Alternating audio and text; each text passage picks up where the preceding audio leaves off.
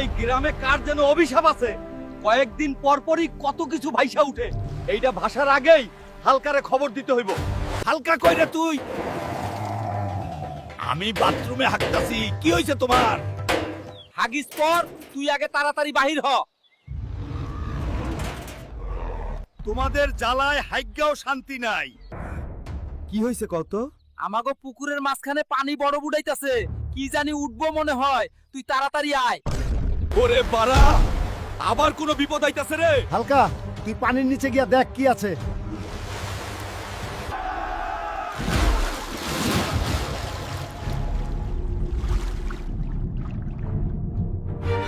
ওরে বাড়া, এত সোনা,